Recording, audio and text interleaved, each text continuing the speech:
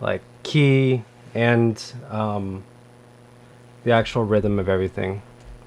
Aha, you know the vibe, bro. That's what you sound like, Ori. That's what you sound like. Alright, so support of mood, melody, and dynamic contrast. So those are huge things, and I give this like super long-winded explanation about Joseph Haydn, or Joseph Haydn.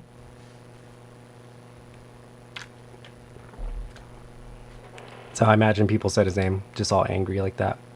Joseph! They're just always mad at him. So, supportive mood. How does this actual rhythm kind of like create energy? You know, how does it create space? How does it create like a trip fill? How did like so be able to like dissect everything about that and qualify it, give it a like a quality. So you're like, oh, I'm sampling this because I really like the triplet rhythm, you know, of this. Oh, I must have cut off this little piece by accident. Whoops.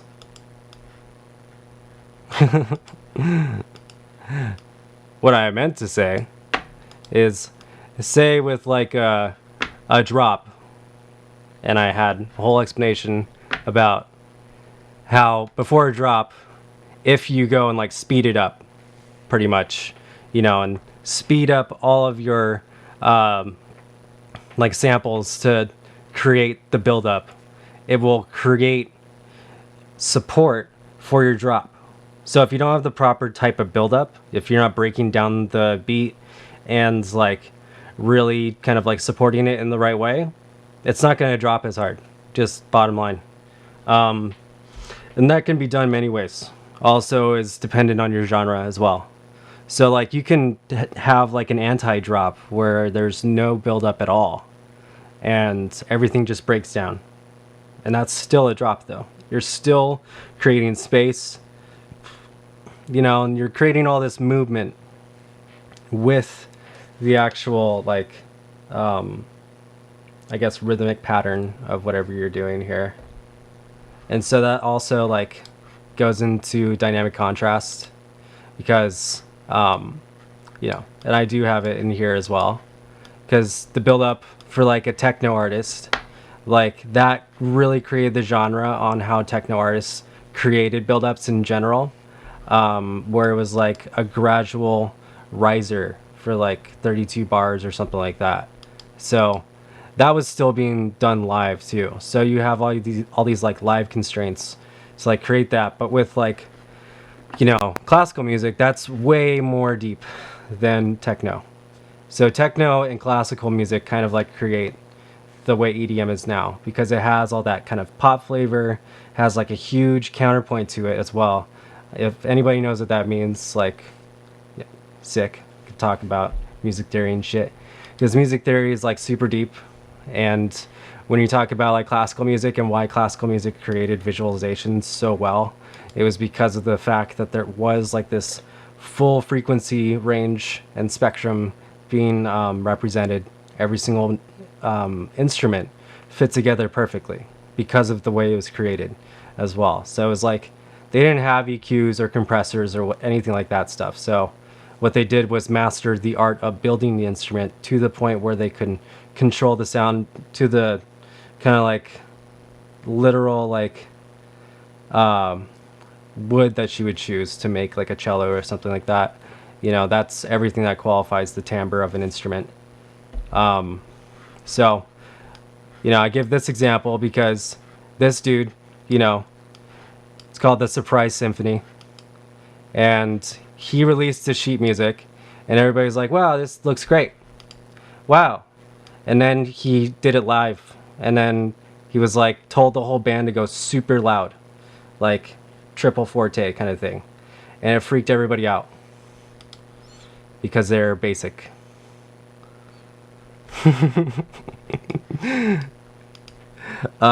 So, you know, it's a pretty interesting kind of like contrast because that was done like in the 1700s. So, you know, that's something that people will respond to huge dynamic contrast.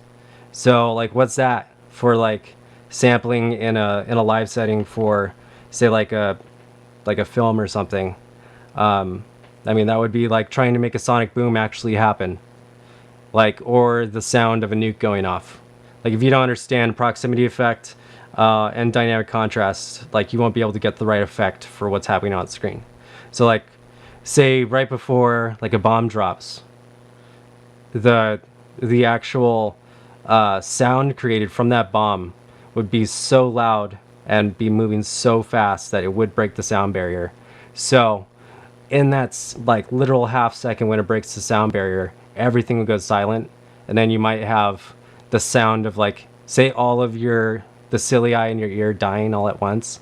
So then you just put on the high ring, and then, you know, huge explosion, along with everything else that's moving around and getting destroyed on screen.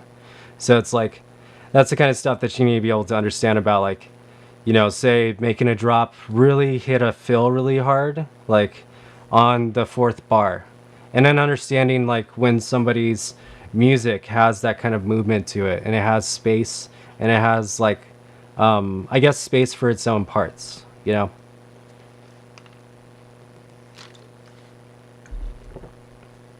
That's something I really like about Noah the Boy. Noah the Boy. Is that he has a lot of space. Same thing with Little Snake. I mean, Little Snake fills up all the space with snares, so there's no more room for anything else. Just kidding. But no, it's that's definitely something that gives their music like a huge impact, you know, with people that really appreciate the kind of stuff, like people that kind of take into account how to, you know, really capitalize on the groove. And Moody Good's also another one who really knows how to do that. If he didn't know how to do that, he wouldn't be so good at making garage music and halftime and hip hop and trap and all that other shit.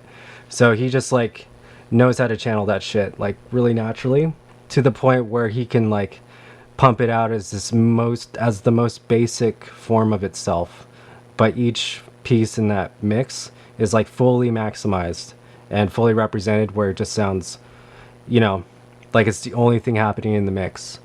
And you know, understanding that is like a tenfold thing. Once you understand how that works from the baseline of being able to hear it in music, then you can go and assimilate that for your own music, being able to take parts, you know, from things that you sample, and then apply that, you know, to your own music, say like with swing and all that stuff. And then also be able to understand that while mixing, you know, because mixing is like a huge thing that people don't really understand, is like half editing and half, I guess, that snapshot automation that I was talking about as well. Because snapshot automation is, you know, making sure that that one piece has support for each section. You know, so if it needs to be EQ'd because you're putting in a different type of sub, then do that. But then, you know, you can create another track, or you can, you know, just put it on the track. Sometimes I do both for things, but if it's really like I'm changing the bass sound for a lot of the stuff, like continuously automating stuff in the actual sound just for that one part, I will make another synth just for that. But if I want to go and say like add another EQ to change up the effect on the sound, you know, or like sculpt out the mid-range or something, I won't make another track for that. But I'll also just automate it on for a certain section and move it out of the way. And that's like, you know, something that you should take into account with like processing, arrangement, and even when listening to stuff, because that's all the pieces that you're literally digesting when you're listening to music. You know, what type of melody are they doing? What type of groove are they doing? Those are really the two pieces, you know. And then the third one is how it affects me. You know, so it's like melody can include the harmony, everything happening with what's going on. Like, so everything melodic. It could be atonal too, And I even give that example because atonal music is not bad. And being limited to certain, kind of like constraints with what you know about music theory is not something that should hold you back from making music, because that's definitely something I know that a lot of people struggle with, even at the top level. So, it's definitely it's all a learning experience, man. Connor, I'll see you in my office, dude. Make you pull a card. You're in trouble, dude. Circadian Riff. In the chat, bro. You're called out, dog. That's it. This is what I'm thinking when I think of Circadian Riff. What the fuck? The audacity of this man. Alright, anyways. Let's move on from that. Because we got some stuff to get through here. So, how to access your own grooves and stuff, and how to use your own grooves. So, groove extraction is pretty, common in every single DAW. If you're in FL, I looked up a couple things about SliceX, and that was cool. Because that SliceX kind of works like a Rex player, so it allows your actual audio clips to be sliced up, and each slice will have a MIDI point, pretty much.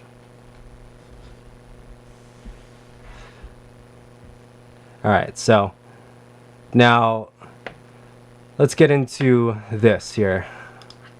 Just close that down. Alright, so when working in a groove, it's really, really simple. Or working with grooves. Loop.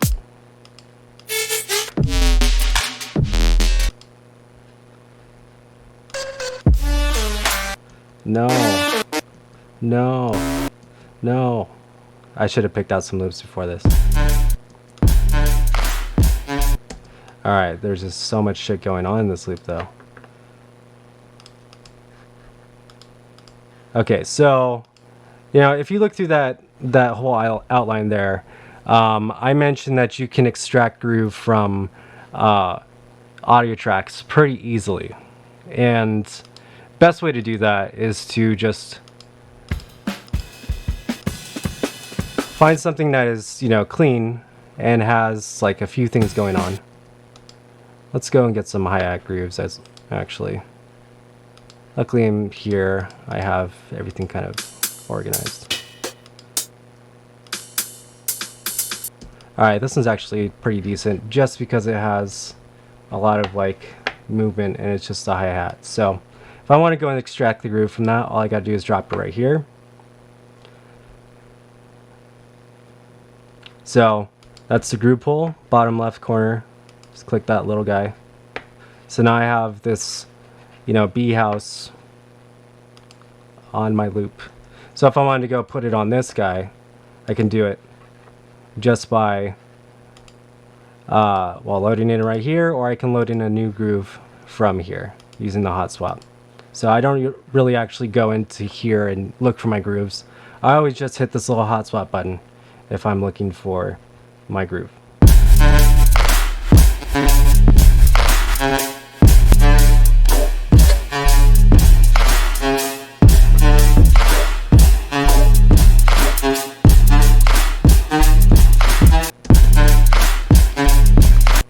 Okay, so I have the groove of this hi-hat loop on it. So now I can actually use these counters right here to quantize it more, shift around the timing of each note as well.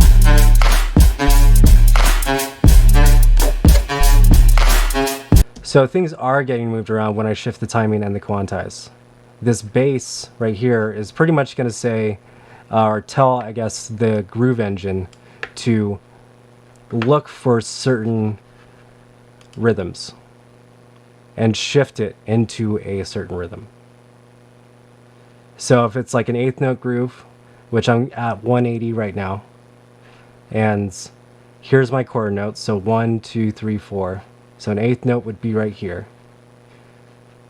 So my main transients are on the 8th notes. There's a couple 16th notes in there, but mostly 8th notes. So I would want to have my bass as an 8th note here. But if it was a faster loop where it was 16th notes, I would want to go and base it off that. What's cool is I can, find something that's, say, like 16th notes. So I'm just going to make a groove now. So just saying, these are 8th notes. Whoops. So I'm going to make them 16th notes. You can change my grid size with command 1 and 2.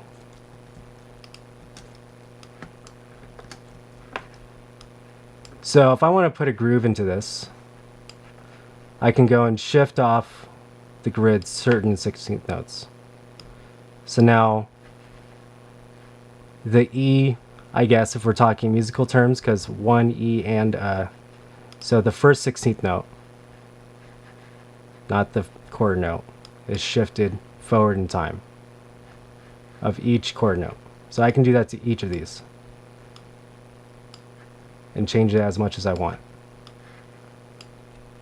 Then I can consolidate that, and I can drop that back in here and make a groove out of that.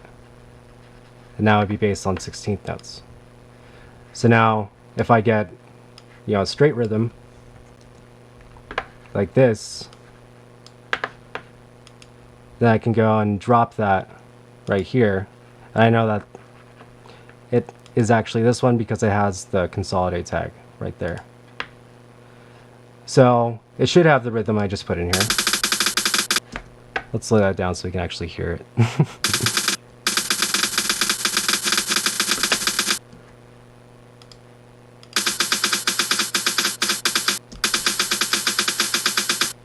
So I'm going to quantize it.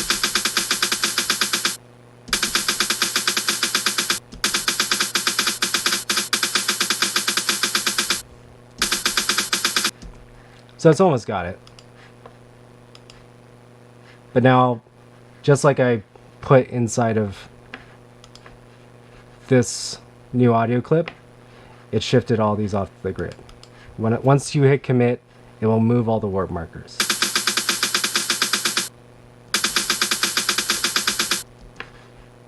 Alright, so why did it not really get everything super clean? Mainly because the transients aren't defined enough. So I can go and do this where I turn it into off mode, pull this down, consolidate that so it's more of an impulse. We can use that one instead. See how that affects it.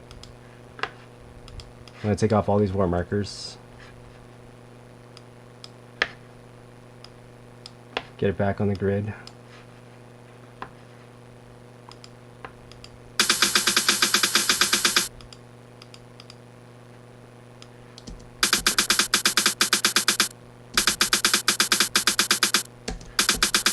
Alright, so now it's actually going into this other sample over here. Alright, so it's pretty simple and straightforward. So you can change this, and it will really affect how the actual quantize works.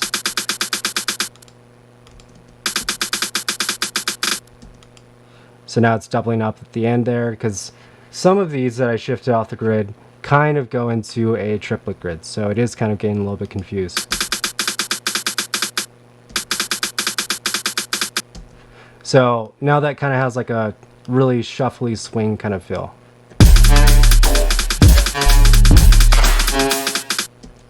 So I can see if that will fit onto this weird loop.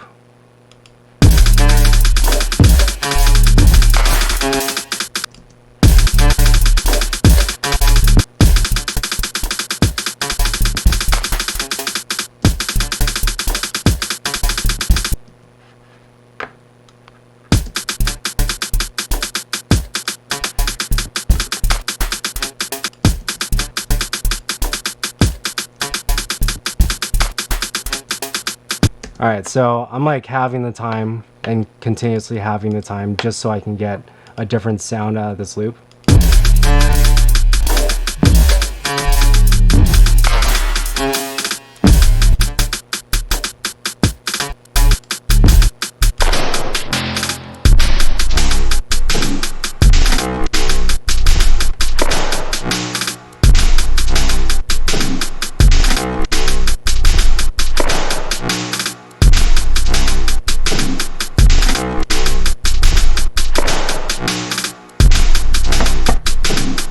All right, so that sounds really messed up and broken now, but because it's actually fast, you know, from when I actually recorded it at like 170, now it's actually locking up on these transient markers here. So when I hit commit, it should move around a lot. Yeah, and it does. So this is kind of locking this really broken rhythm to the grid in a lot of ways because I have to quantize all the way up. So say if I put it down to 50%.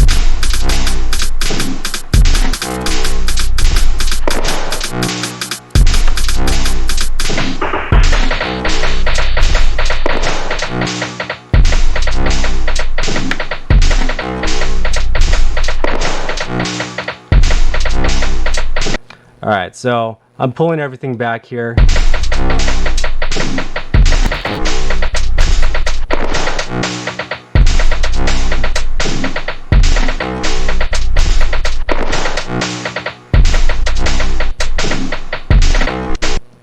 All right, so big difference between quantize and timing is that quantize moves the start position of the note, and timing changes the length of each note.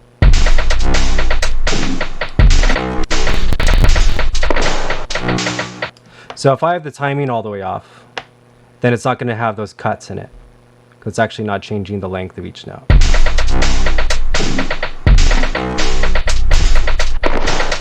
So now quantize out, pretty much an eighth note triplet is creating this like triplet rhythm. It's actually pretty tight, and it's creating like a 6/8 pulse. And what's cool is like, I almost want to work on this. I don't know if they're John Casey loops, unless John Casey worked for Sennheiser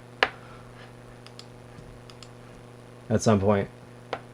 Because that's what this loop is from. It's from the Sennheiser halftime pack. It's too much of an all-in-one sample though, so I really wouldn't use this unless I fucked it up probably more than this right now.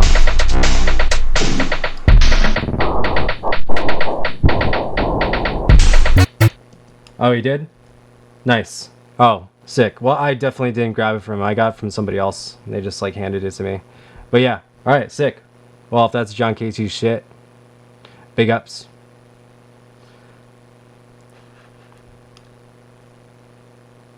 He's a good dude.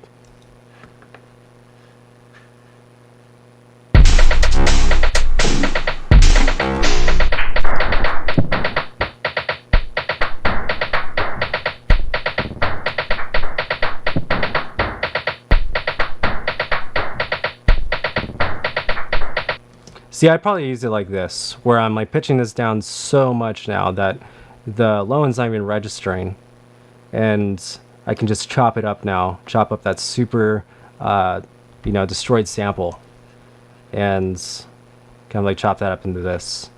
What's also cool though, is if I go and preserve eighth notes, say on both of these, is now it's going to change that quantize for the actual slicing algorithm in beats. So this is the most direct way to change the groove. So now with this, I can actually go and drop pretty much anything in here.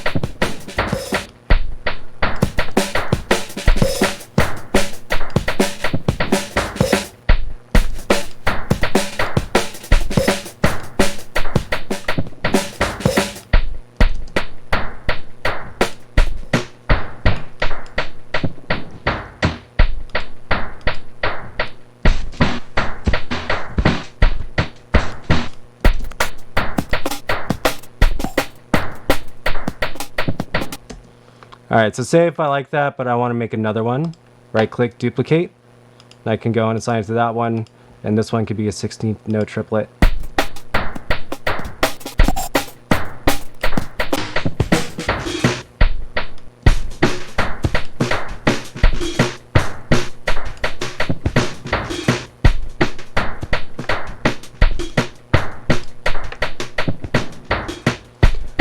Alright, bottom line though, is that these are locked together in time because they're from the same source groove. And I made that groove with just impulses on this point.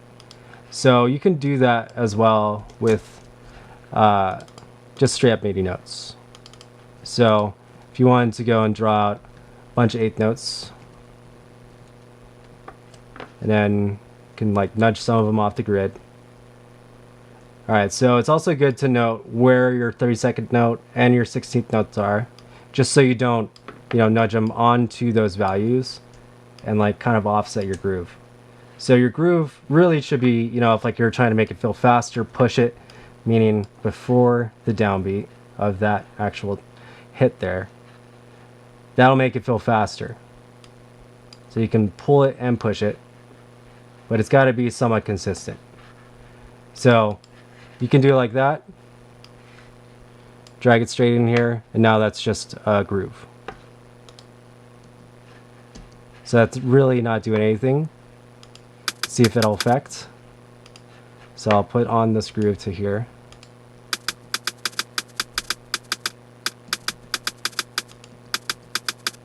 All right, so it's like directly moving those downbeats now to where it was.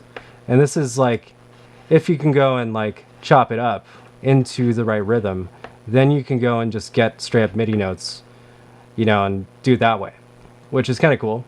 So say if you wanted to do that, and this is kind of like into the next thing we're talking about, just for melody extraction and stuff. It's kind of like a big thing for, getting the melody to kind of line up and, being able to dissect where the actual rhythm is going. All right, so I'm gonna grab some type of full sample.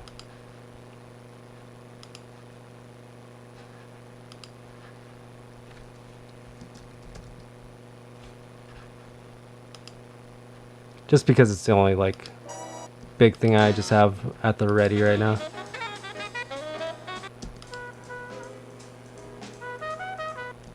All right, so if you're trying to find, say, groove from a track that you have recorded. So first, you need to find where the rhythm is, and this is a little bit tough on this one, just because it's kind of a short sample. But just listening to this little section here, I can kind of tell already, certain waveforms look like they're repeating, and then this kind of looks like a drum break of some type.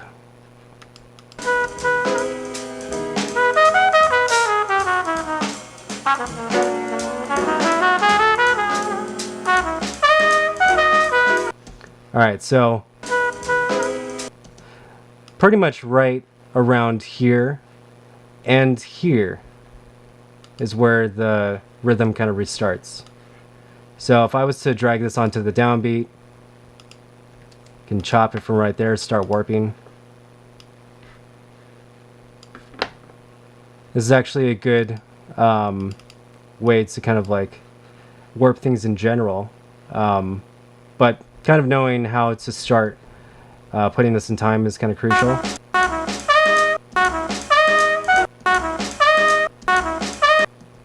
Okay, so I know exactly where it is now, and it's pretty much right there.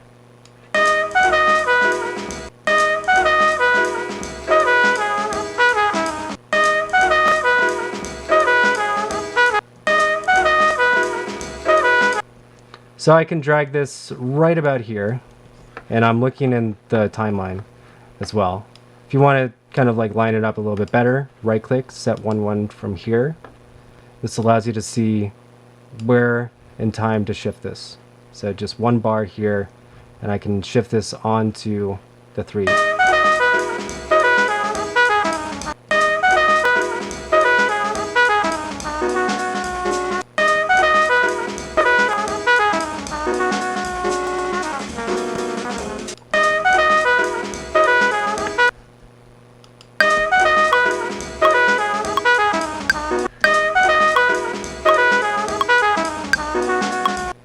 Alright, so this is kind of tough just because it's like jazz, so the 1 is being shifted around a lot just because that's the way the drums are kind of supposed to be. It's really supposed to throw you off. Good chance this is not even in 4/4. So That's another thing when you're sampling jazz specifically. It's not going to always be 4/4. So it's like, yeah, exactly. Exactly to what Ori just said. So I kind of recognize the downbeat, and I can shift this to kind of fit one whole bar. So if I had, like, let's go and get some boom bap beats. Boom bap beats, bro. I got boom bap. It sounds like some type of illness. I mean, it is ill.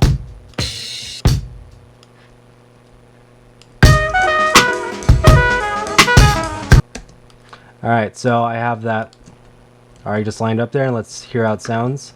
And also loop a perfect amount of time, not shift it off like I just did twice in a row.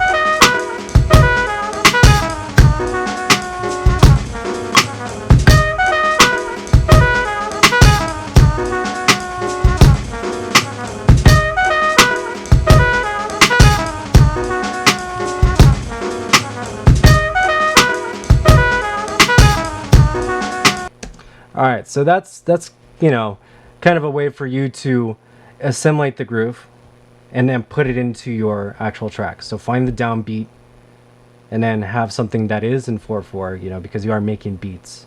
You could put it in 3/4 and be all crazy, and I will commend you for that. I'm not gonna just do it to do it right now. So it's pretty cool just doing it like that. So what we can also do is, if I wanted to kind of extract some type of groove from this, is now go into transients. So there's a lot of transients marked out here. I can kind of like focus on a certain set of transients to give me my groove. I can also delete them. So say if so 2 transients right here just for the ride symbol, so I can actually delete that. So Command Shift Delete will delete warp markers. It's a tom hit, snare hit.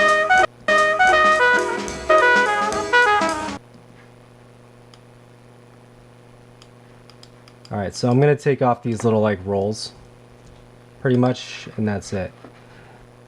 Cool.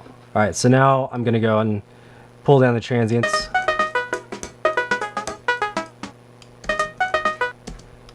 Alright, so it sounds a little broken up, but that's fine. I'm going to duplicate it before I consolidate it, because I like to be able to go back. So now I have all these little transients here kind of marked out, and now I can go and drop this in here and see what that sounds like on my boom bap loop.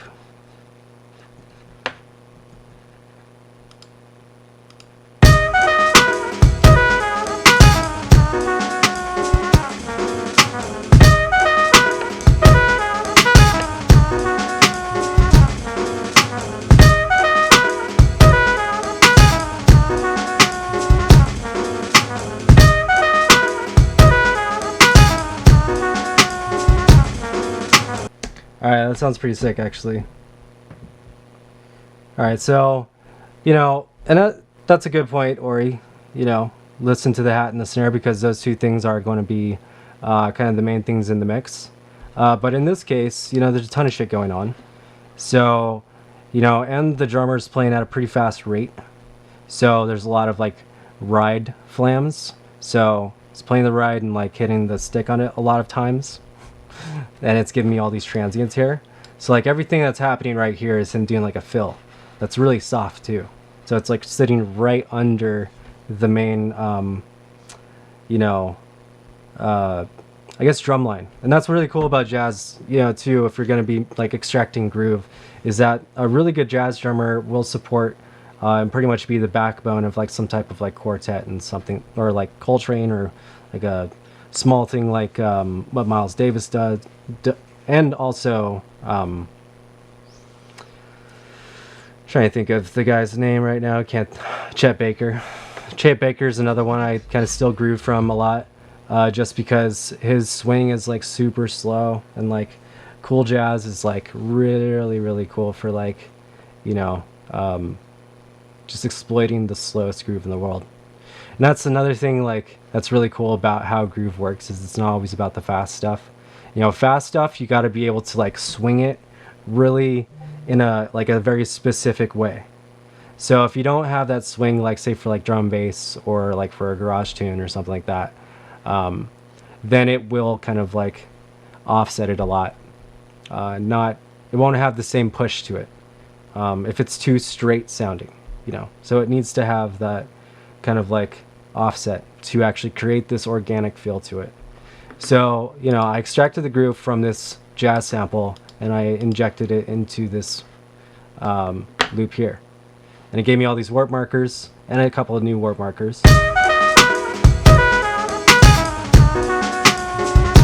So really what it's doing is it's like hanging this for a lot, which is cool. You know, it's creating a lot of like, you know, space with it. You know, say if I was to find like a subsample.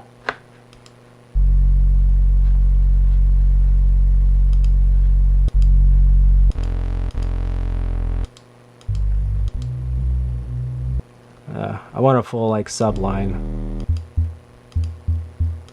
It's fine.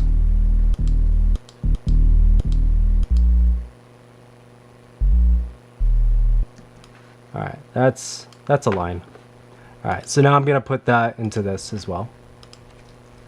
A little processing on there. Sub can have a little OTT.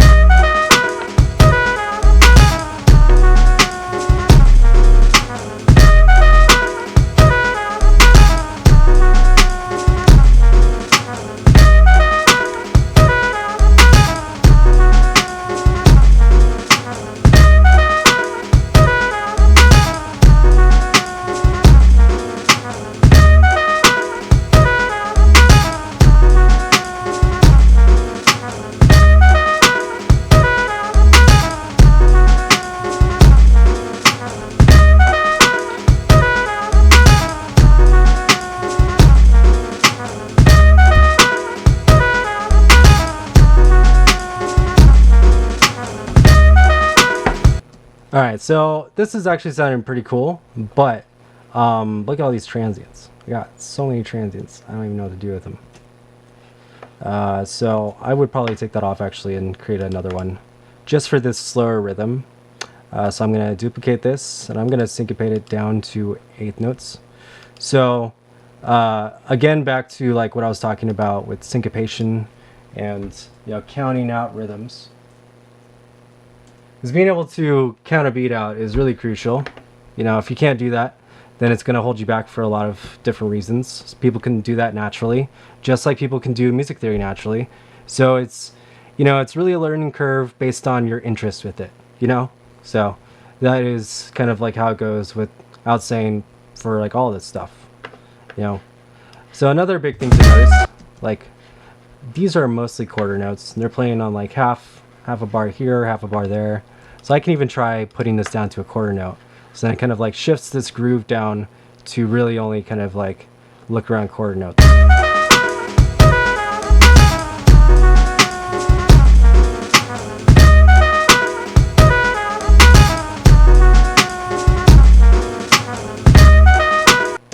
All right, so I can commit that. So now it's a little bit cleaner and it's not shifting around everything and things are kind of being pushed just a little bit. And I can even do a little bit more manually. And I put this in a complex. So complex is really good for, again, monophonic stuff like this.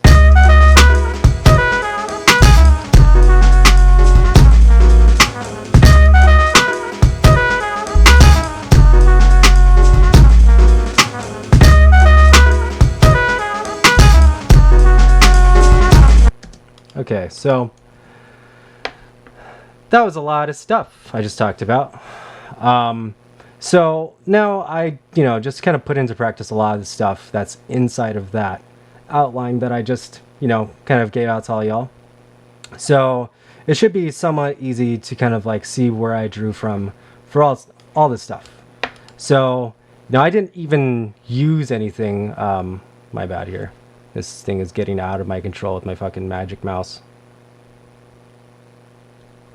Alright, I'm not even going to touch my mouse. Okay, so I talked about recognizing the earworm.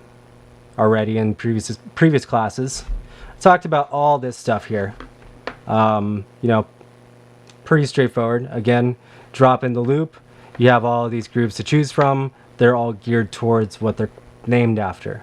Latin percussion is Latin percussion. So I gave out a bunch of Latin percussion loops that are from my library. It's not like a specific library or anything. It's a bunch of different libraries put into one. So I just threw that out so you can grab them.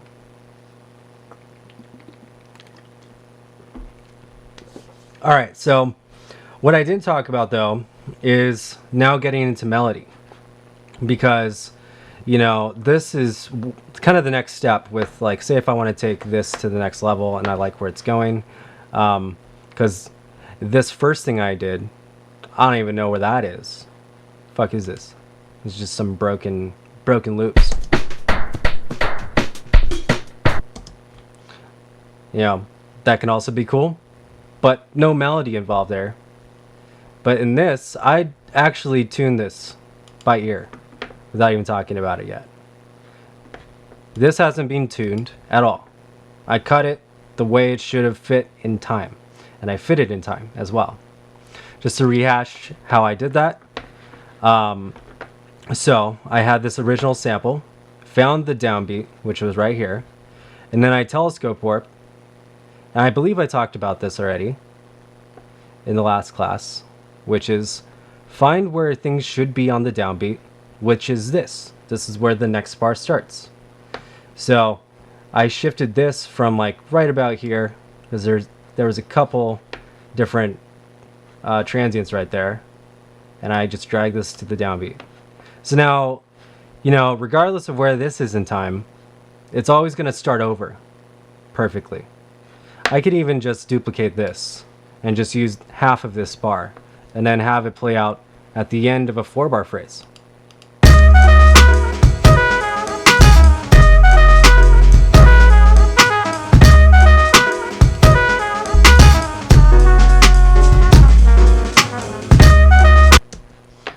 Alright, so that all kind of works just because I've kind of dragged it out to fit around this loop.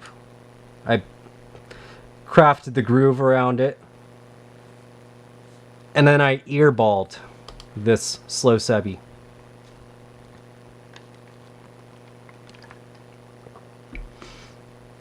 Yeah, so what Stocy was saying, the kick coming in before the 1, like, that was already kind of doing that, but it really pushed this whole 4th beat like off. And that also moves with this rhythm in a really cool way. So sometimes it's really cool, especially for hip hop or like drum bass or something. Drum bass can also exploit that.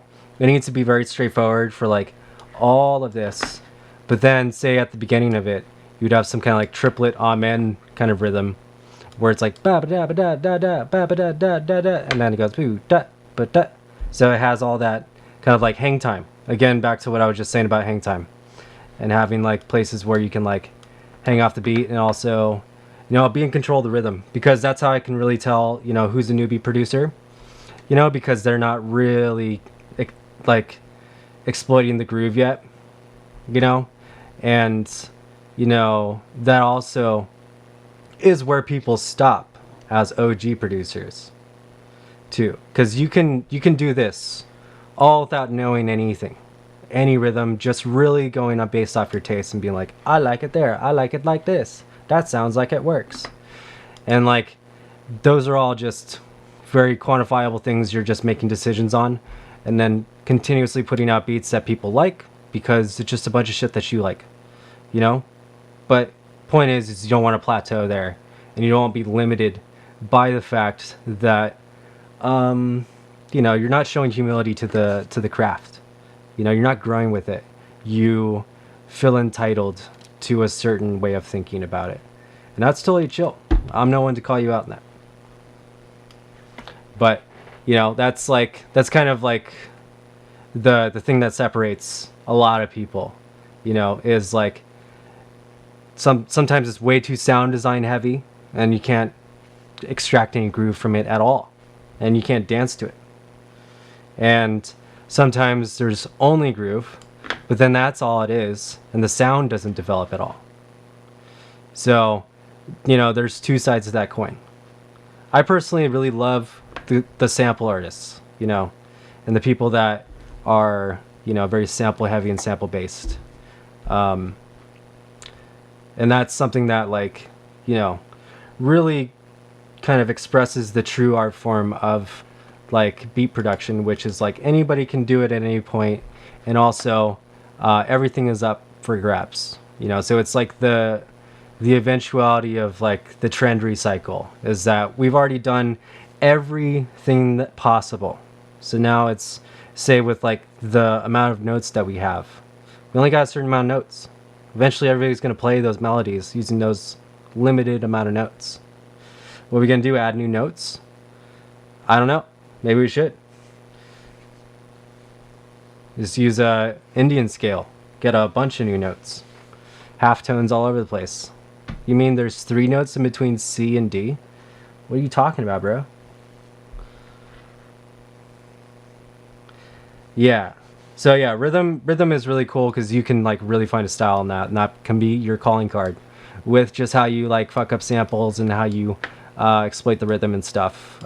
Dirk was a really good one with that. He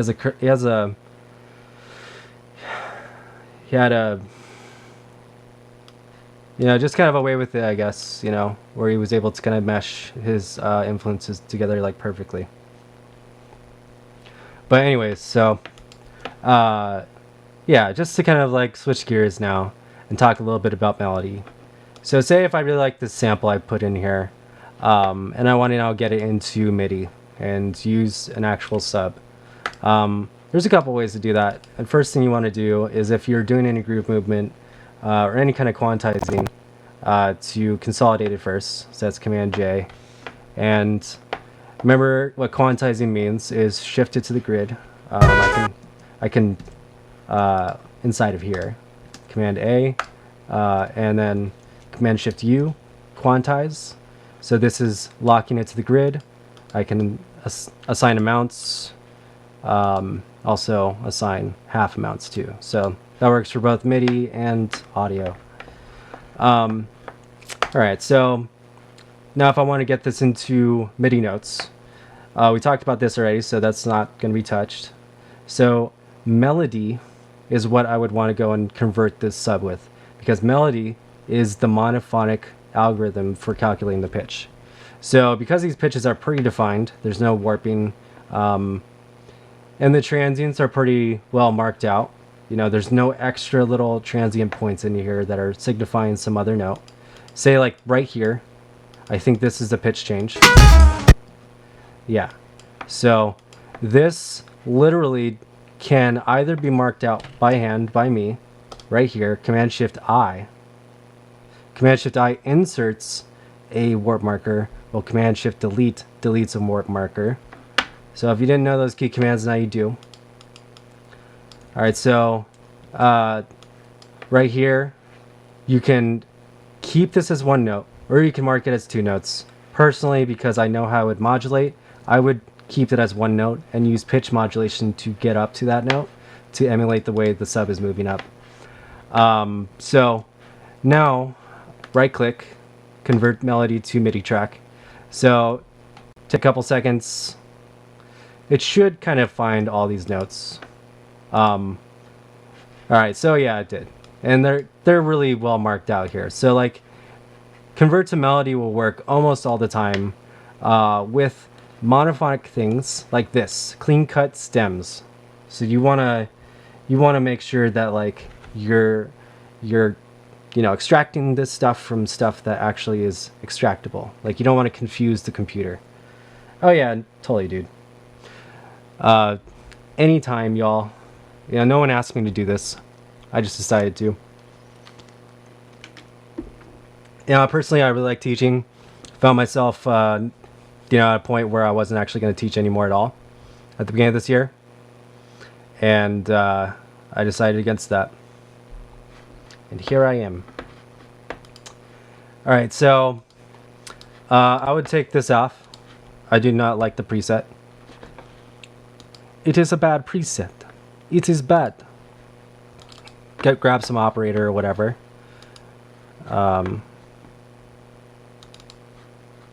The trunker. Why, mate? Always got that trunker. Trunker knows what is up.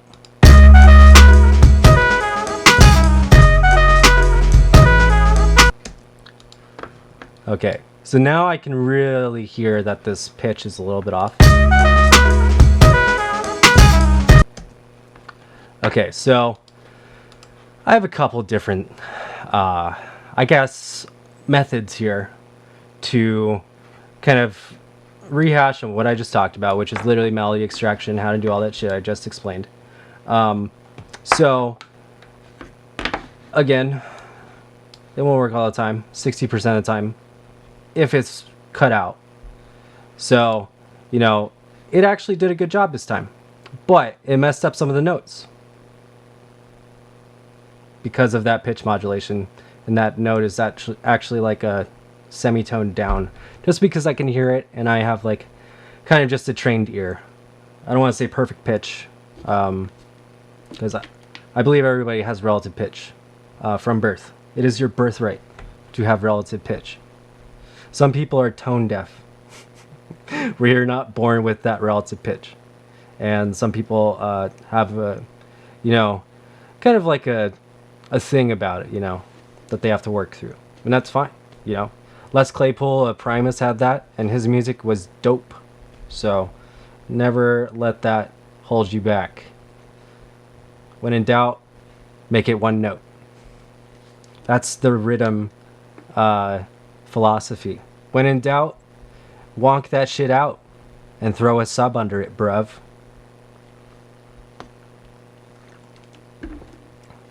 So you can make a note as dissonant as you want, say with like rhythm, and then if you just smash it together with a little sub, it'll just smash your face.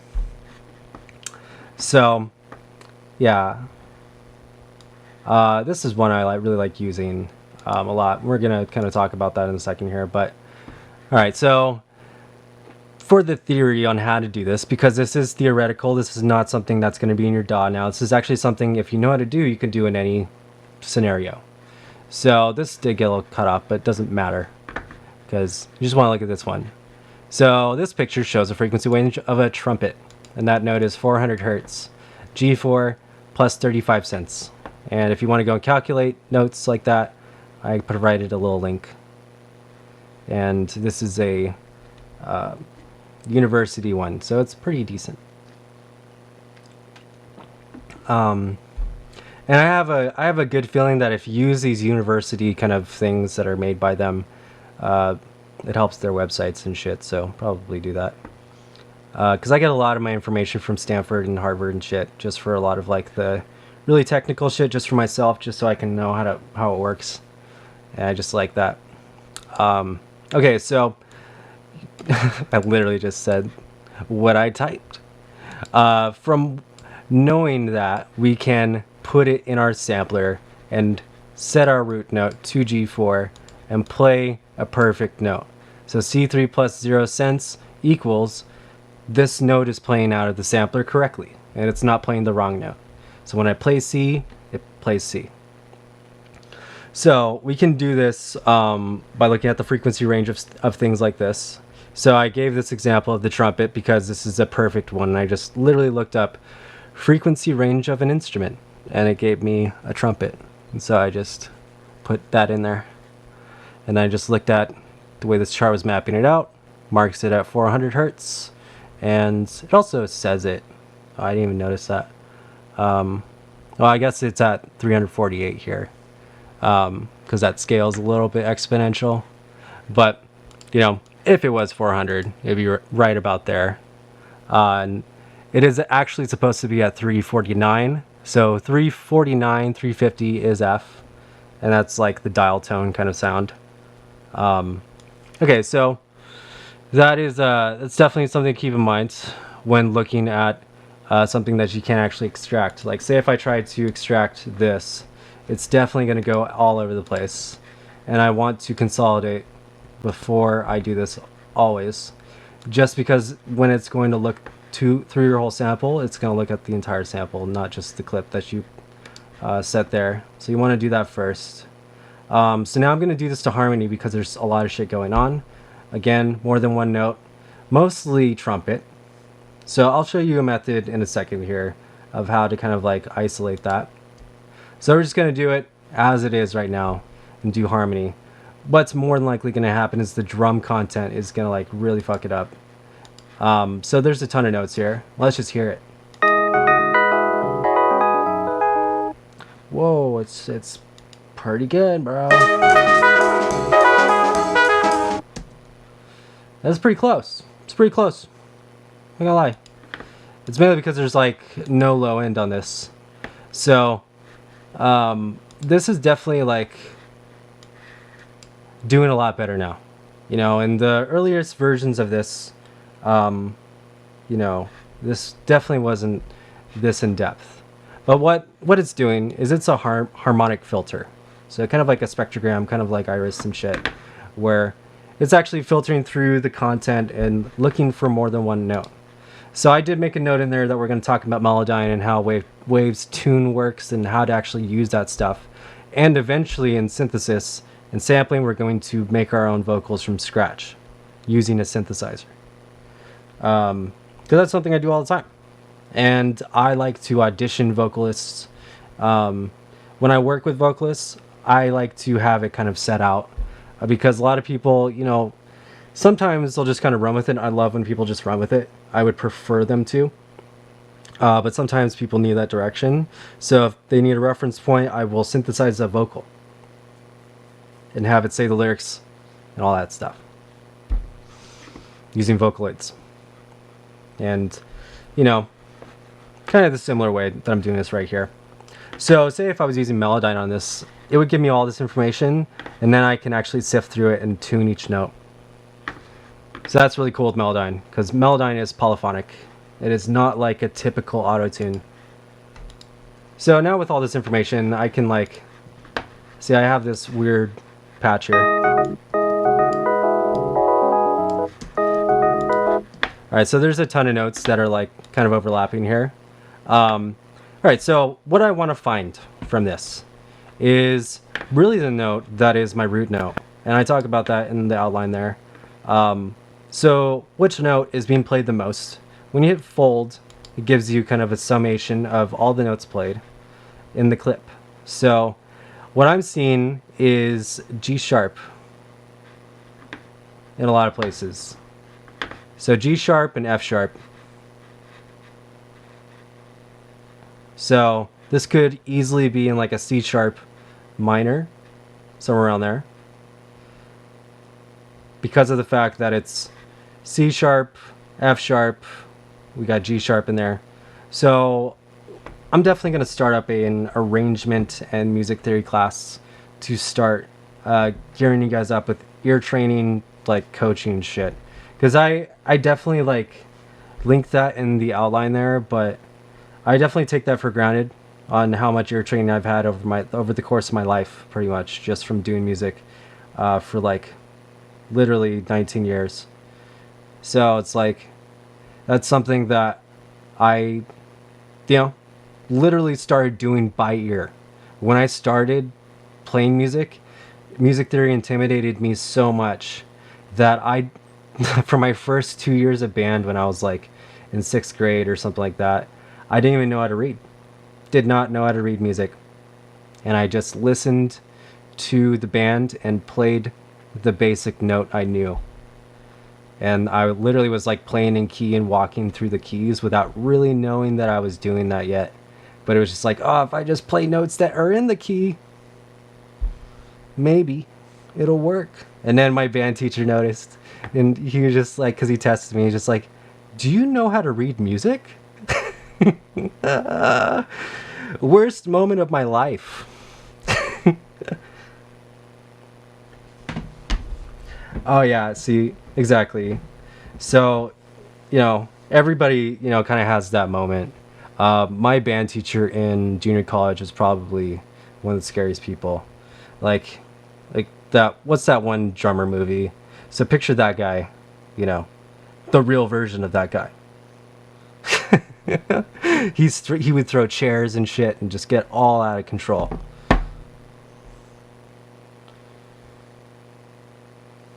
Oh, I know, right? So, I mean, yeah, that's definitely something you should kind of take into account here. But say if you have no understanding of any of this, and you're just kind of listening to it, you're like, ah, this should be the rhythm. So I'm looking at the root note, hearing that it's in G. So if I don't really know keys, it's not really important for me to know that this is in the key of C sharp minor, or maybe some mode of that yet. It is important, but it's not important yet, because I can kind of work with this from what it's telling me just right here. And so I want to just paint that picture that G sharp is probably where I'm going to start. And that C sharp, F sharp, F sharp, C sharp, you know, these are the notes that kind of work. So C sharp, like what I was just saying about C sharp, being the key, C sharp minor. I didn't even look at this yet. And I was saying from this, it's probably in C sharp minor. And when I do sub things, sub is looking for that root note, you know, which kind of ties into my audibly method here, where it's, you know, I play a synth C4 and above usually, and I try to earball it. So if I listen to this and look at it, I can kind of see it and be like, oh, okay, it might be around like a C sharp or G sharp or one of them's. You know, so if I bring up the spectrum here, how I would actually do it, I would look at the sample through the spectrum. Let's make that big, take off auto.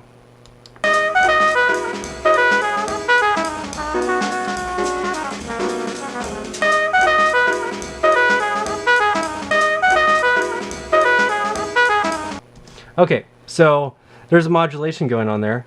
So, you know, that back to the earworm that I was talking about. I like that little part. So like that is the earworm that I caught. So now I'm listening to this and I see the trumpet around here.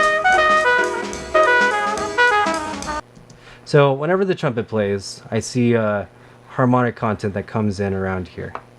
So if I want to go and focus on that, now I can bring up an EQ and start to shave away pieces that I don't need.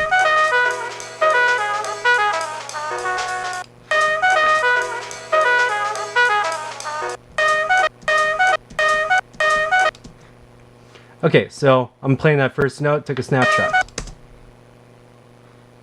So around here, that is where my notes are. So that's a D sharp, so we can see in the bottom left corner, D sharp, F sharp, ba da da da ba da da ba da da da da.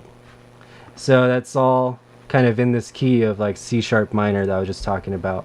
But really, F sharp, that's the note I used as my sub by lining up by ear. So like, let's do that without that. Say if you don't have your training yet. So I'm gonna just bring up the operator in the same way I just mapped out for the exercise in the book. And I'm also gonna turn on this keyboard so I'm not just hitting new key commands.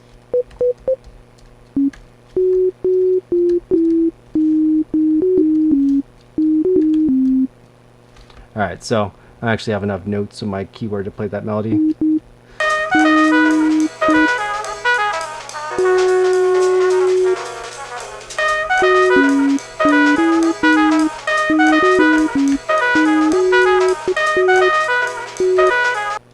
Alright, so I can also hear in the background there's a piano. And if you know anything about jazz, you know that piano in jazz is either the main thing or it's like part of the rhythm section. You know, it's just comping. That's what it's called. So comping is another thing that guitarists do, where they just, every chord change, they just play the chord. So it's just like, and so it's like they're just playing a bunch of chord changes, and then it's just kind of supporting what's happening with the main attraction, which, you know, like Coltrane, you know, it's going to be for that. Any other artist, you know, so that's just kind of how it goes. So you gotta, you know, be able to recognize that. So when I play the F sharp, that sounds like it's in key with this end section, which holds out that main note. So, I mean, this could be in the key of C sharp, but from, I guess the fourth mode, which, it goes Ionian, Dorian, and that should be, I think, Aeolian, which Aeolian is very dark mode. It's also minor. Oh, it's Lydian? Lydian? Okay. So Mixolydian and Lydian are like right around there, and so is Aeolian. Those are things I actually use a chart for, because modes are definitely a thing. And I didn't want to bring that up right now because that's a huge tangent, but it's definitely a huge thing. Aeolian is 6, yeah. Word. So knowing your modes and kind of like the moods that kind of come out of it are kind of crucial when like writing really intentional music. You can access that by just knowing it. Say if you only really know the C sharp major scale or minor scale and you're just starting from different points in that scale, you're playing in different modes every single time you start at a different point in that scale. So you can start from the 3rd or the 5th and just play the scale as it is from there. And then just keep on going back to that 5th. So you're just driving in the 5th of the C major scale or C sharp scale is your root note. And that would be putting your music into a different mode.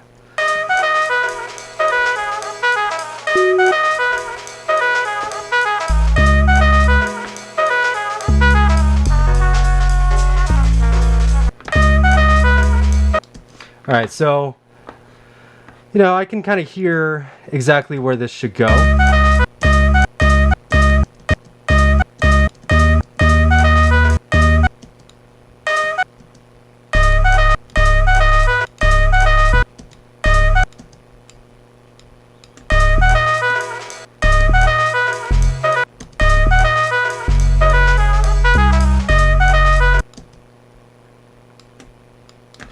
Alright, so now that I know all this stuff, I know where to make sure my notes fit in.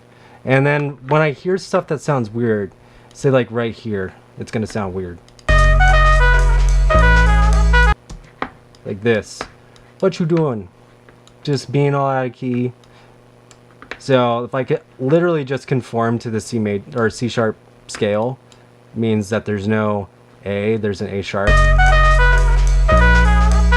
So it'll sound like it's, more complete just by knowing that. So if it's in a minor mode, then this is the 3rd. Then we can actually...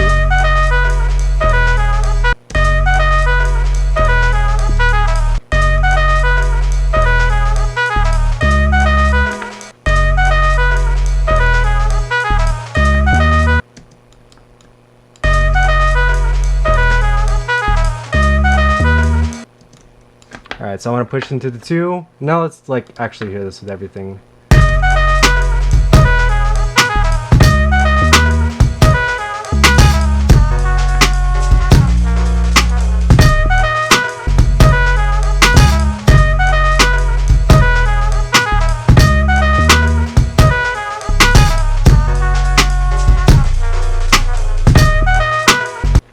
Alright, so made a bunch of decisions based on the way it looks, not by the way it sounds.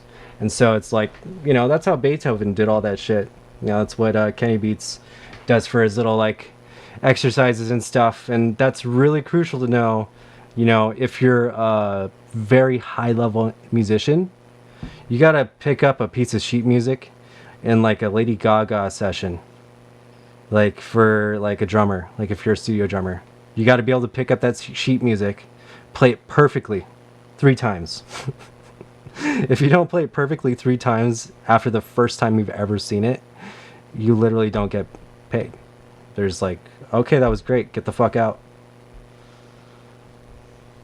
Yeah, exactly. So sight reading is a huge thing, and it's really crucial to know as a professional musician, but it also really helps you when you're kind of working with stuff and patterns.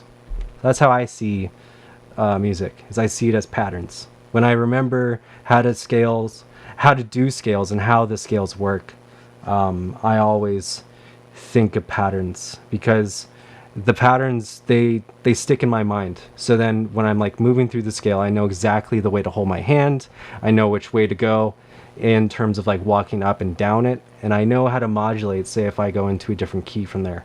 So it's like with bass, you know, they'll just be like, hey man, can you like give me like a fucking, you know, F minor blues and give me like a 2-5-6-1? No problem. Got you. Got you, fam. So 2-5-6-1, what that means is like play those intervals of the scale. So that'll be the kind of like callback turnaround of like the whole track that they're just trying to jam on. Literally just a jam thing, just for jazz musicians to actually be able to jam on something that like supports whatever they're doing. And that's the whole point of jazz. It's live and it's random.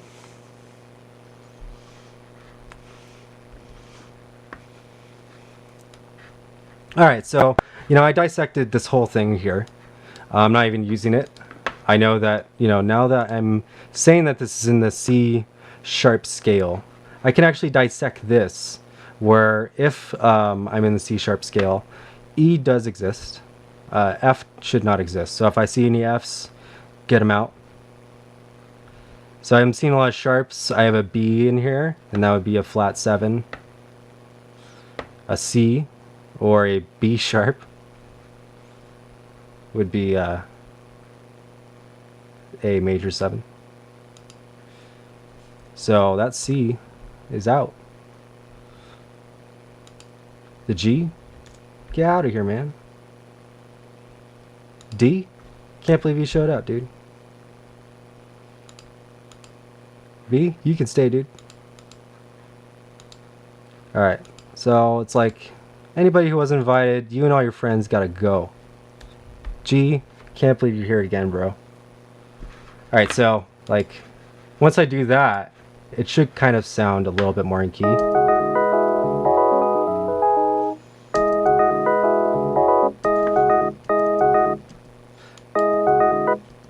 Alright, this D's gotta go to.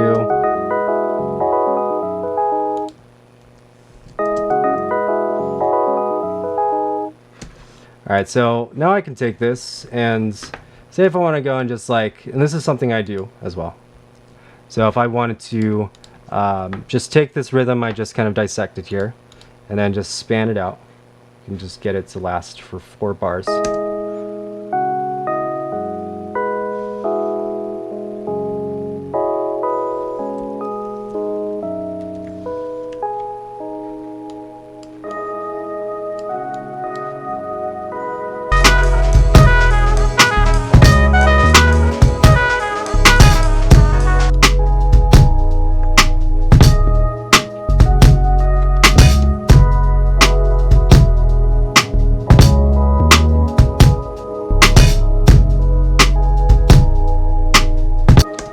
Yeah, that sounds real nice, man. That sounds real nice, man. Alright, so anyways. Yeah, that's pretty much it. That's all I wanted to really talk about. That's a lot of shit, of course, as usual. But this stuff is very deep. So, you know, I'm not going to be using this really when I talk about Iris in a second here. Might be going back to this for a couple things, but really this is for you, just so you can have like a reference for like the stuff that's important. Iris is a really great tool. How can you get it? Ways you shouldn't tell me about, but also go on Splice.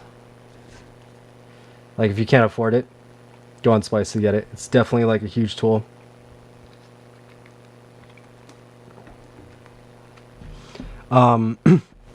I personally think that it's like kind of like a sampler that rivals Omnisphere, but it's a little bit more simple and it's actually kind of fun to use. Yeah, I think it was actually like $50 and it was $30 at one point. Yeah, so just keep your eye out. Izotope definitely has a bunch of like deals on it, so you can like rent it and then wait for the deal. You know. Also, we're going to be going to Faceplant too, so definitely look into getting Faceplant very soon. Alright, so, you know, I explained all the different ways on how to extract it.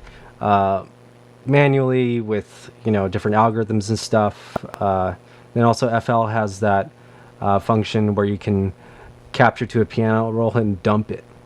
Convert and dump, bro. Dump. It's like, can't believe they called it dump. Yeah, Arca definitely uses it. I've seen her use it like a bunch. And yeah, it's definitely one of those things that I've used for a while. It came out in like 2013 or something, 2014, around there. Iris 2, like a year after that, year or two after that. All right, so what's cool about Iris 2? Why am I bringing it up now? We just talked about Serum. So Serum kind of came out a little bit actually after this. So Iris 1 did not have this UI. Iris 2 integrated this whole modular UI.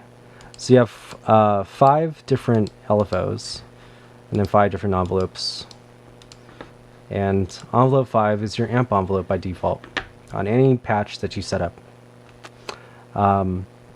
So, you know, you can do like a lot of really cool mono sampling in this thing. So you can't really do multi-sampling. You can actually. You can do 4 samples at a time, but that's 4.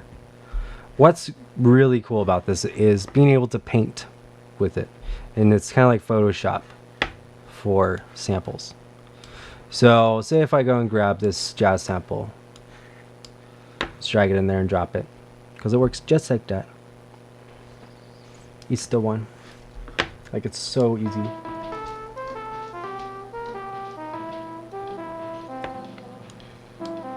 Alright, so once you kind of like drop a sample in here, it plays back with its amp envelope. But it also has playback modes. So each sampler has a sample that's inside of it. And the root node is set right here. So I kind of know where this root node should be, because I already found it.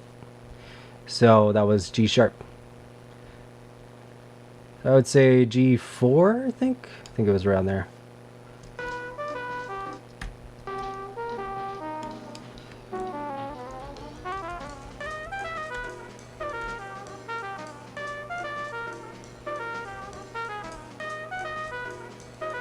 Alright, so C4 should be the original length.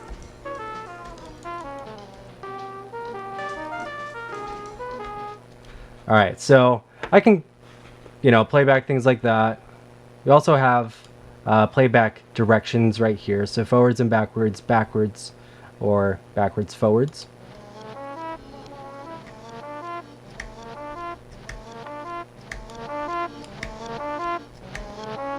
Oof.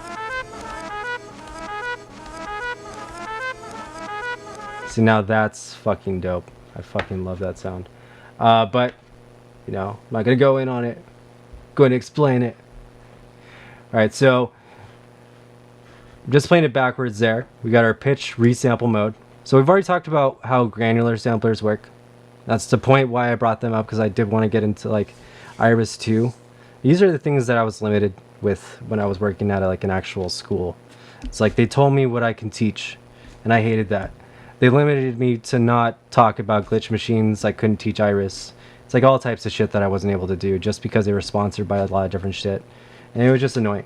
So it was mostly, I was stuck in native instruments. And I didn't like that. So, you know, it's cool that I can like kind of talk about this stuff now. So we're just talking about the pitch mode. So fixed is off. So we can control it manually with the coarse tuning, but it's not going to repitch. So this is really cool for doing ambient stuff.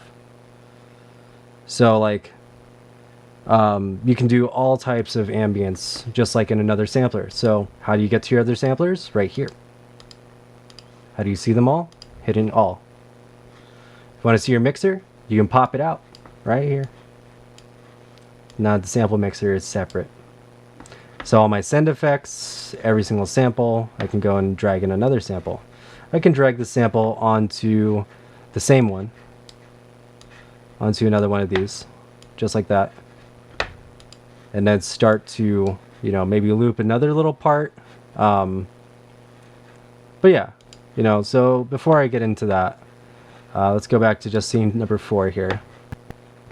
So now using your selection tools on the right, so I can use my brush selection. Brush selection is probably my favorite because it gives me this sizing value. I can go and brush in things I want to hear. So the minute you use the brush, it creates a loop, and this is now a spectral filter.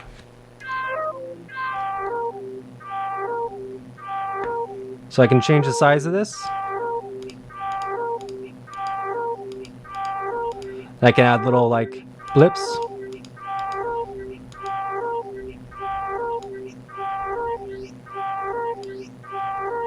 I can draw on new sections that are going up while it's going down.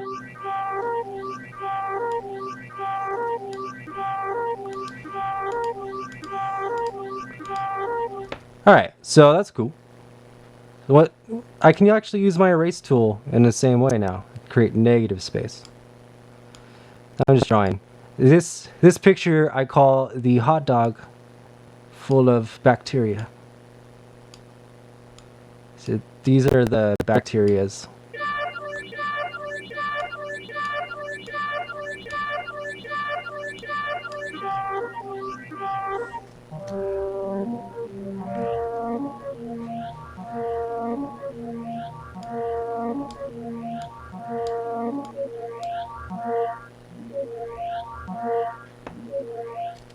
Oh no, I broke it. Alright, so I can add more things like this by just straight up using the entire frequency range. So pitch and time are kind of mapped out on this spectrogram. Each one of these really defined little lines you see, the more defined ones are perfect notes. So that's the overtone series of pretty much the trumpet.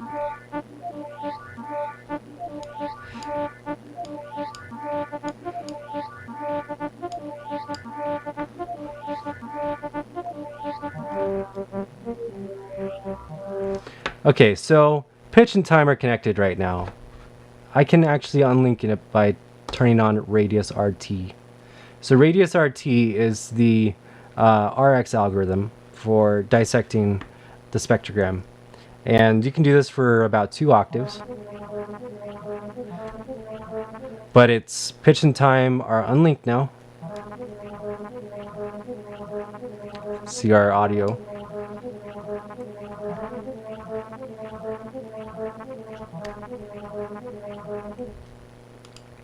Okay, so that's cool. Alright, so now I kind of want to limit this to be, to go through the filter section to have modulation and stuff like that, because we can add a ton of modulation in here, using the envelopes or using an LFO. So we do have some limitations, like I can't throw LFOs on these, unfortunately. I can only throw LFOs on parameters. So I can throw it on fine tune if I wanted. But we can put it on any of these open slots here for modulation. So that's just for gain. So let's take that off. So right click again. Is going to clear mod assignment, edit mod amount. So these are probably the only like complex modulation you'll have in here. But what it does is it combines the modulators. So combines modulator 1 and 2, adds them together or multiplies them, minimizes them or maximizes them. So you can, use one to kind of like scale the other. So that's cool. It's not really necessary though, because we're kind of just using a lot of like complex, movement in the actual sample.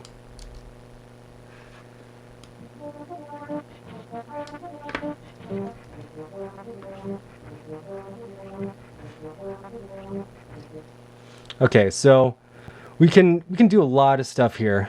We can even use our tools, to like zoom in on certain things, zoom out, zoom in on things that we want to see. So if I highlight this, I will only look at that small little section. I can go like, oh, that's it. That's the one. I go, you're gone. Move you right there. So if you just need to do that for whatever reason, you can also pick these up and move them.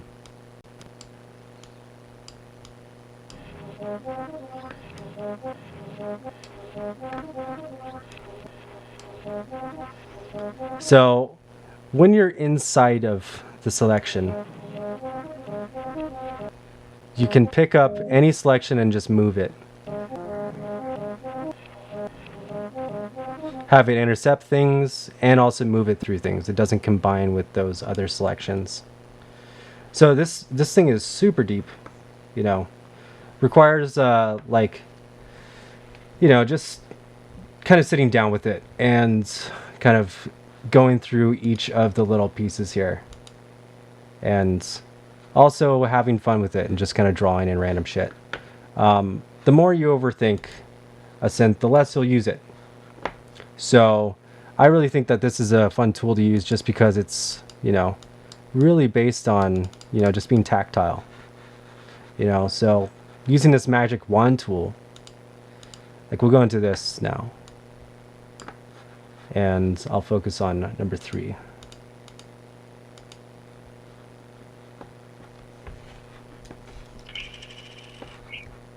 So the magic wand is going to look for defined notes.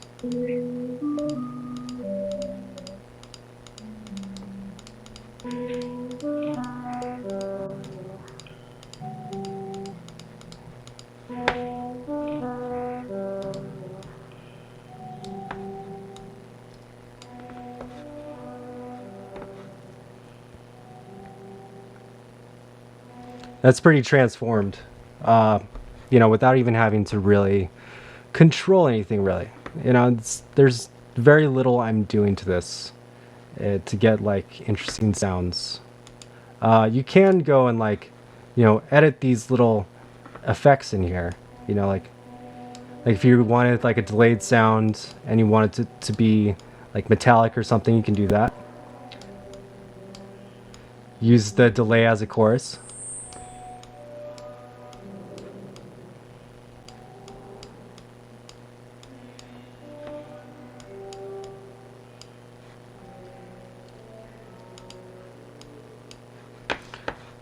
This sound is super quiet right now.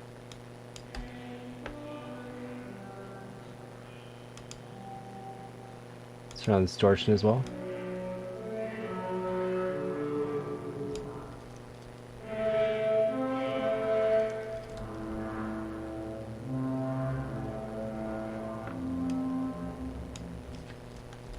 Alright, so instead of, you know, going and over compressing it inside of a synth, you know, especially if you're working with something that's really soft in timbre like this, just gain it up some other way. The distortion here is adding timbre to it. All these effects kind of run parallel to each other, besides like the reverb.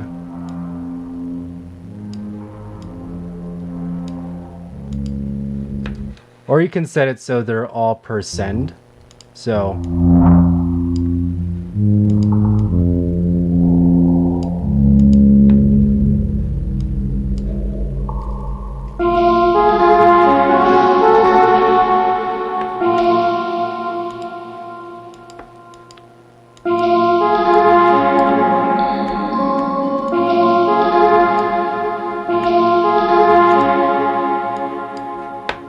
alright, so I'm going to put another envelope on this gain. We'll do envelope number 4.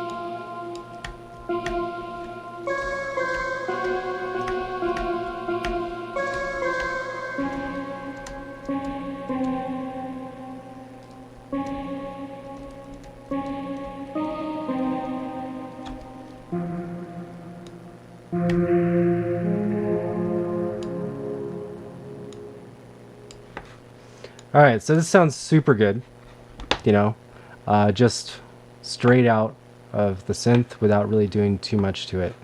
Again, I talked about this radius RT, which is the granular mode.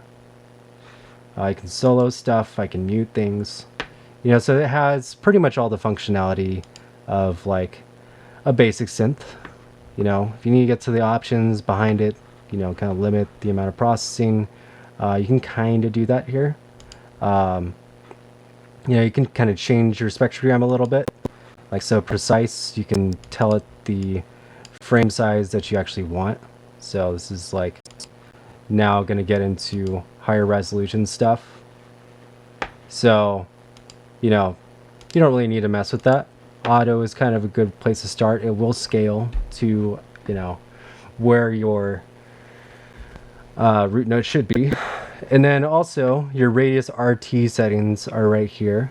So if you go and turn this high quality mode on, now it's running in like mega RX mode. So now you can actually stamp like sample like add a couple samples to it.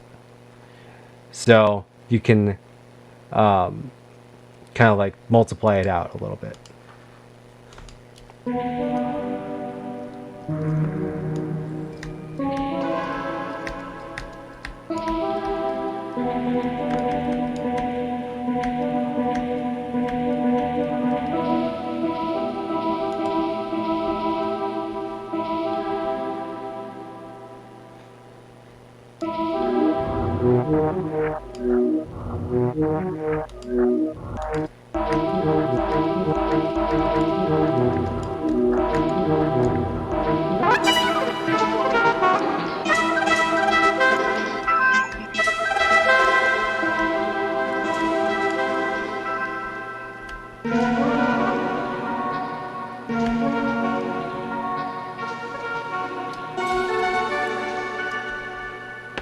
All right, so if I just wanted to play through and end, I can have loop mode off here.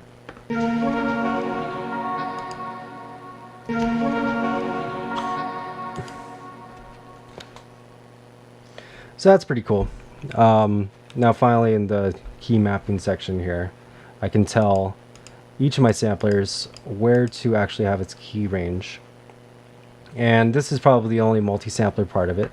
So you can have it, say if you're doing the radius RT thing, where it's like super high quality, then you can go and limit certain ranges to be at that quality. So you can have really high quality granular resampling for a couple octaves each.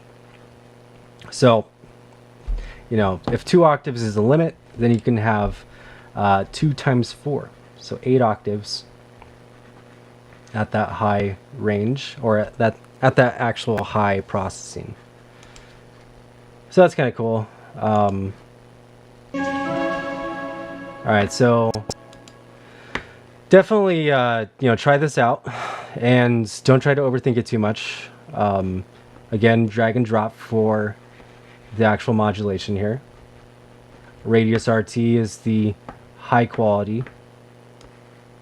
You can use your magic paintbrush to find the notes, so you don't have to go and individually do it.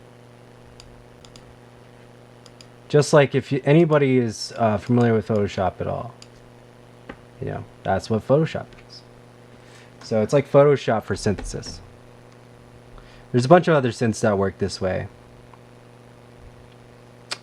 You know, jeez. All right, so let me double check on the chat here. My Streamlabs on my phone just like definitely disconnected for a little bit. Okay. All right, so get a lot of really cool sounds with this.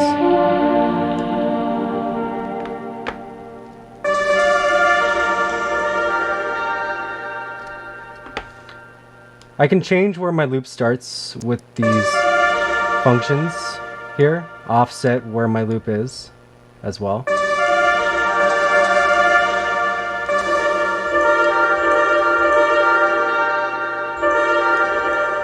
And scale back my loop end, and these numbers are big, but what they're talking about is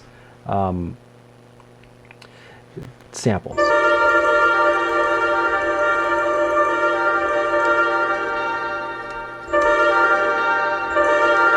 All right, so just like in simpler with its granular function, it kind of has a problem making crossfades really smooth. So let's actually have this on loop.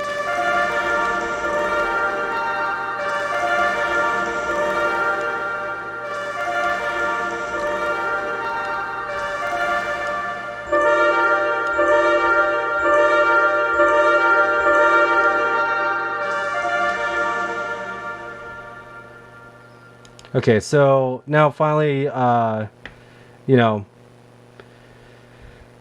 setting your loop, kind of seeing where the audio is being created and what type of audio you're going to hear is really going to change the sound of Iris. Iris is really good for, like, again, being kind of like experimental with it and drawing stuff in, you know, so you can use literally anything. And this is like samples from its own sample library, if they want to load. Cool. All right, so I'm going to use this lasso tool. You can see your frequency range right here. So the lasso tool allows you to draw stuff like this, and it'll create that shape.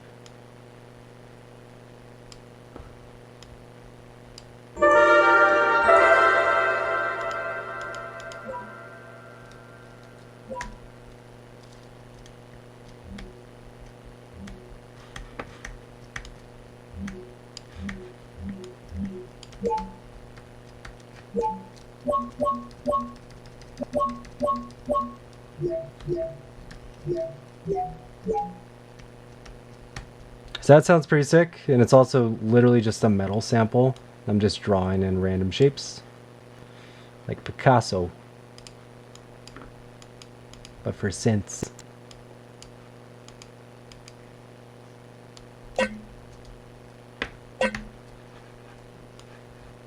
Actually get some MIDI in here so I don't have to retrigger it.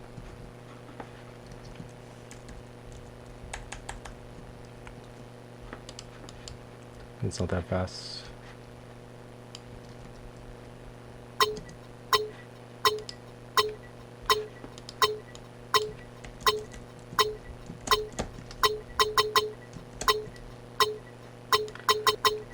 Alright, I'm gonna make a little rhythm here.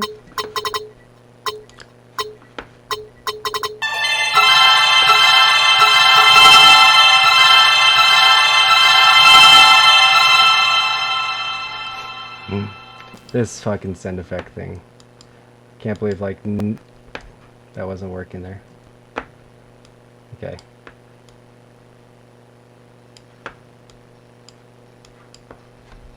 That's probably the ass backwards thing about this, is the sound effects and the master effects. Also, voice engine. It's a little bit limited. There's a lot of different things here. But you can pop out a lot of this stuff. That's what's really cool. It's like you can move your mixer over here, all your envelopes over there, you know. You can't resize these, unfortunately. Should be able to drag and drop somewhat easy. I thought you could drag and drop between them. But no, just allows you to kind of drop all these things over here. Oh, there it goes. Okay.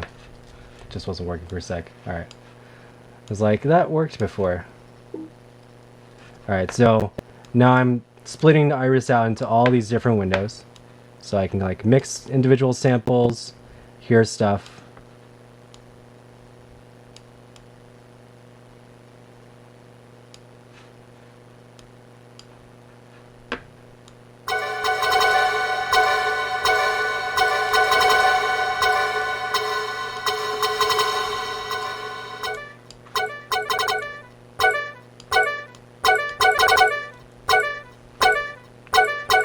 So now I'm blending. Two samples together. Again, this is another new Ableton update thing. Problem is my Finder does not work when I got those things open. Okay, so just give me a second here while I sift through where they rearranged their entire preference menu to again.